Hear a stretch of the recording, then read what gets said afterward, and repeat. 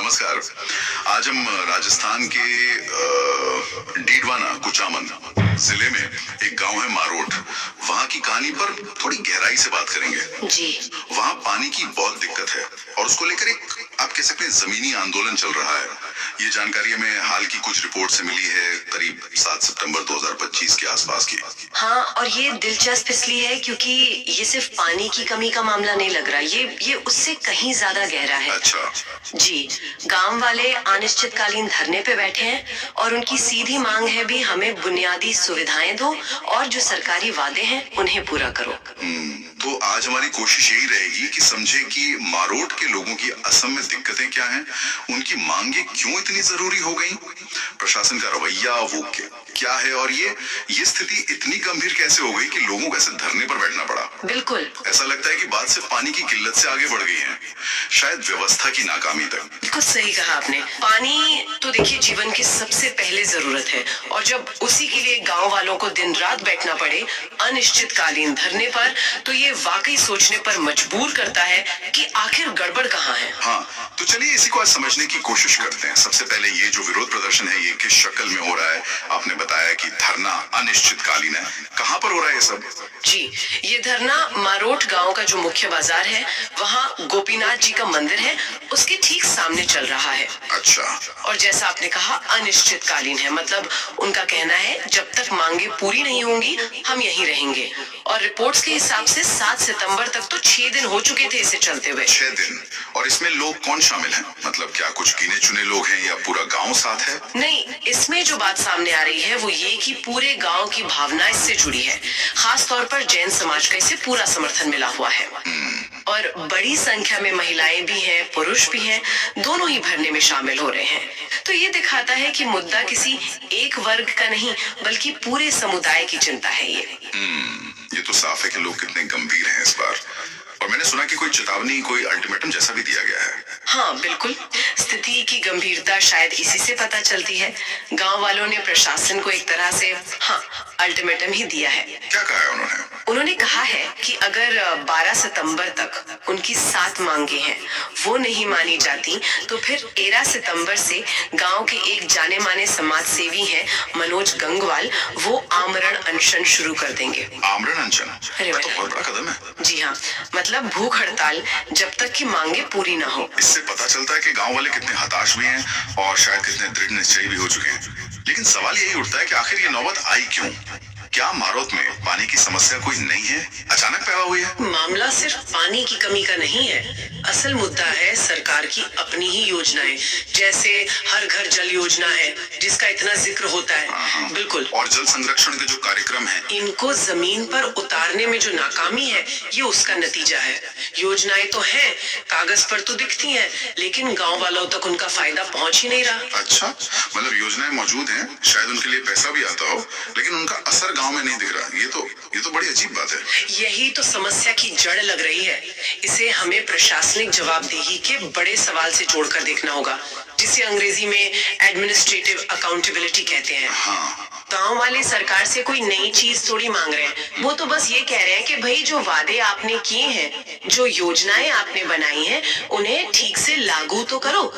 इससे शक होता है कि दिक्कत शायद संसाधनों की कमी की उतनी नहीं है जितनी व्यवस्था की अपनी खामियों की है, या इच्छा शक्ति की कमी की, या फिर तालमेल ही नहीं है विभागों में। और प्रशासन से क्या खास शिकायतें हैं गांव वालों की? मतलब किन वजहों से उनका गुस्सा इतना बढ़ गया है? शिकायतें काफी सीधी और गंभीर हैं। उनका पहला कहना है कि गांव के जो पारंपरिक जल स्रोत हैं या जो मौजूदा हैं, जैसे तालाब, नाड़ी, तलाई, बांध, कुएं, ट्यूबवेल, यहाँ तक कि पुरानी बावड़ियां भी, जी, उन सब की मरम्मत और देखभाल पर कोई ध्यान ही नहीं दिया गया है। सब बदहाल पड़े हैं। अब सोचिए, एक तरफ हम जल संरक्षण की इतनी बातें करते हैं और दूसरी तरफ जो स्रोत पहले से मौजूद हैं उन्हें हम मरने दे रहे हैं। ये तो वाकई विरोधाभास है, खासकर राजस्थान जैसे राज्य में जहाँ पानी की क्या कीमत है ये सब समझते हैं, क्या क्या पानी की बर्बादी भी हो रही है? बिल्कुल, और यही शायद सबसे चिंताजनक पहलू है इस पूरे मामले का। गांव वालों का सीधा आरोप है कि उन्होंने मानसून आने से पहले ही प्रशासन को चेताया था, बाकायदा ज्ञापन दिया, शिकायतें की किस बारे में? कि गांव के पास जो बांध है उससे पानी लगातार रिस रहा है, लीक हो रहा है। लेकिन उनकी बात पर कोई ध्यान ही नहीं दिया गया और नतीजा, पिछले 2 महीनों से वो कीमती पानी यूं ही बहकर बर्बाद हो रहा है। 2 महीने से लगातार रिसाव और प्रशासन ने कुछ नहीं किया। इसकी इसकी वजह क्या बताई जा रही है? क्यों नहीं रोका गया? गांव वालों का तो आरोप यही है कि अधिकारी बस टालम टोल कर रहे हैं। एक विभाग कहता है ये दूसरे का काम है, दूसरा कहता है पहले का।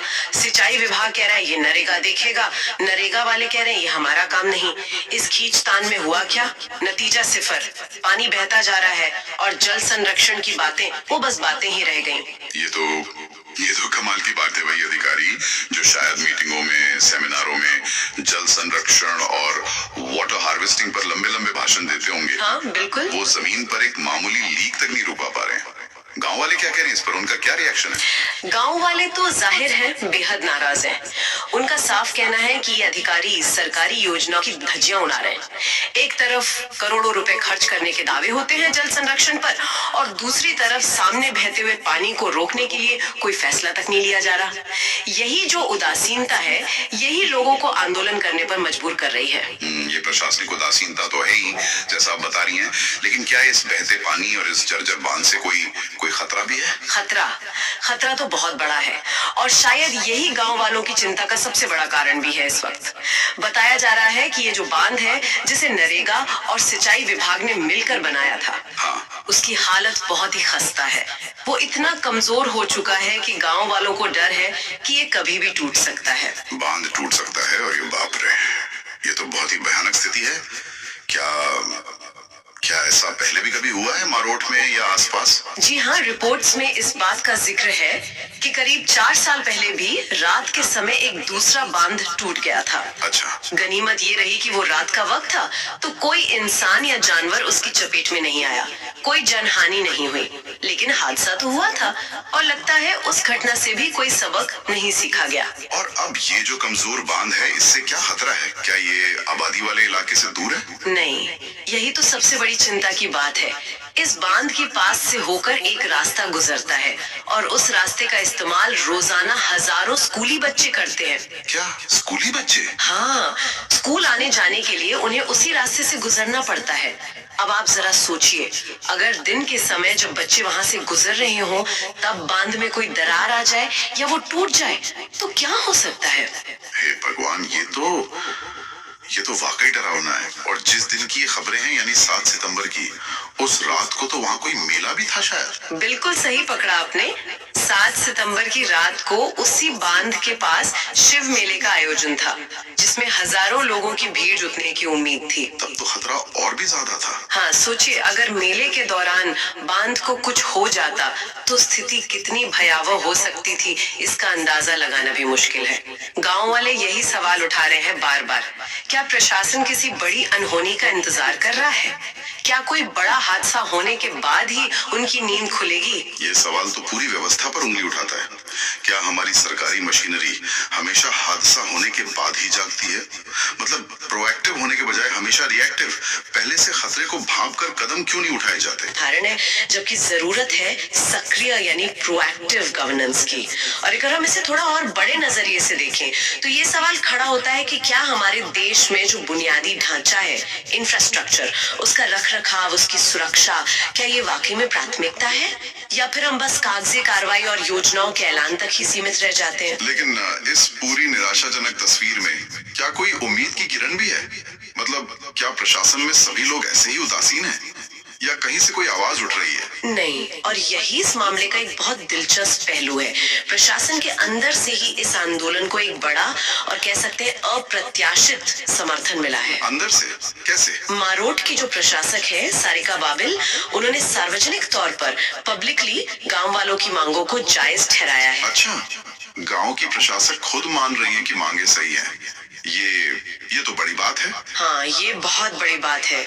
उन्होंने न सिर्फ मांगों को जायज बताया, बल्कि ये भी कहा कि वो खुद पिछले 5 सालों से इन मुद्दों को उठाती रही हैं, अलग अलग स्तर पर, लेकिन उनकी भी कोई सुनवाई नहीं हुई। अरे उनका एक बयान है जो काफी मायने रखता है। उन्होंने कहा, अब गांव जागा है तो सफलता निश्चित है। मैं इस आंदोलन का पूर्ण समर्थन करती हूँ। अब सोचिए, जब व्यवस्था का एक हिस्सा ही ये मान रहा है कि समस्या है और सालों से है, और वो भी अनसुनी की गई है, तो ये स्थिति की गंभीरता को और ज्यादा पुख्ता कर देता है। ये वाकई बहुत अहम है। इससे तो ऐसा लगता है कि समस्या सिर्फ स्थानीय अधिकारियों की लापरवाही की ही नहीं है, बल्कि शायद ऊपर तक सुनवाई ना होने की या व्यवस्था में कहीं गहरे अटके हुए पेच की है। अच्छा, अब उन 7 मांगों पर आते हैं जिनके लिए पूरा संघर्ष चल रहा है। जी। वो 7 मांगे क्या हैं संक्षेप में? जी, उन 7 मांगों को अगर हम एक एक करके देखें तो वो बहुत ही बुनियादी और तर्क संगत लगती हैं।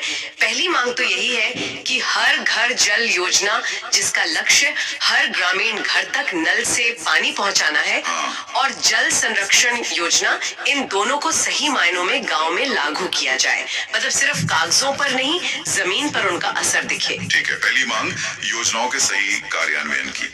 और दूसरी मांग है गांव के जितने भी पारंपरिक और मौजूदा जल स्रोत हैं, वही तालाब, नाड़ी, तलाई, बांध, कुएं, ट्यूबवेल, बावड़ियां, उन सब की तत्काल मरम्मत करवाई जाए। और सिर्फ मरम्मत नहीं, उनके रख रखाव की भी एक पुख्ता व्यवस्था बने, ताकि वो पानी सहेजने के काम आ सके, बर्बाद ना हो। और तीसरी मांग जरूर उस बहते पानी से जुड़ी होगी, है ना? बिल्कुल। तीसरी मांग यही है कि बांध से जो पानी पिछले 2 महीने से लगातार बहकर बर्बाद हो रहा है, उस रिसाव को रोकने के लिए फौरन, मतलब तुरंत, प्रभावी कदम उठाए जाए। पानी की एक एक बूंद कीमती है, उसे यूं बर्बाद होते नहीं देखा जा सकता। सही बात है। चौथी मांग क्या है? चौथी मांग है जवाबदेही तय करने की, अकाउंटेबिलिटी की, कि जिन अधिकारियों की लापरवाही या टालम टोल की वजह से ये स्थिति पैदा हुई है, पानी बर्बाद हुआ, जल स्रोत खराब हुए, बांध का खतरा बना हुआ है, उन पर कार्रवाई की जाए। यानी अकाउंटेबिलिटी।